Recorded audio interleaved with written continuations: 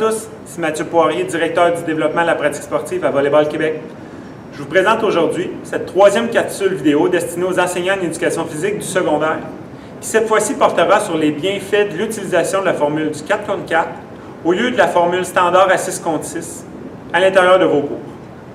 Nous savons tous que le volleyball est un sport qui est difficile techniquement, alors nous allons vous partager aujourd'hui un exemple d'adaptation possible afin d'augmenter l'enthousiasme de vos élèves et l'intérêt à vouloir s'améliorer.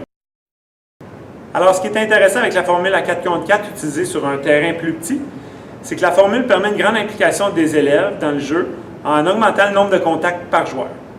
Autrement dit, les élèves touchent au ballon très souvent et puis sont tout le temps en action. La formule à 4 contre 4, ça facilite également certains aspects du jeu. Premièrement, on demande une moins grande précision en réception. On peut se permettre d'avoir une cible beaucoup plus large. Deuxièmement, le 4 contre 4, ça facilite la géométrie de la défensive et de la récupération de la balle facile. Comme autre chose, comme enseignant, ça permet de consacrer beaucoup plus de temps à l'enseignement des techniques plutôt qu'à l'enseignement des positions. Et puis, il existe beaucoup moins de zones de conflit avec du 4 contre 4 comparativement au 6 contre 6. En 4 contre 4, on va avoir une zone de conflit ici, une zone de conflit ici, où les deux joueurs vont hésiter avant de prendre le ballon.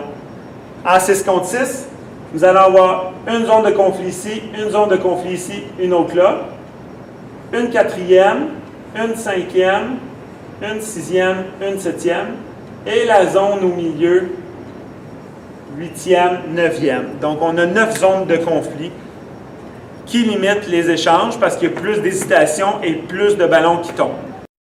Finalement, le fait que la grandeur du terrain soit réduite avec la formule du 4 contre 4, bien, le nombre d'échanges est beaucoup plus nombreux parce que les élèves sont beaucoup plus stables lors d'un contact dû à un moins grand nombre de déplacements. Comme on l'a déjà vu, l'important dans l'enseignement du volleyball au secondaire, c'est de trouver une formule qui va réussir à procurer du plaisir et du succès rapidement chez vos élèves. La formule à 4 contre 4, qui peut être jumelée à d'autres adaptations vues dans les capsules précédentes, devrait donc faire partie d'un choix à considérer dans votre enseignement. Bon succès à tous!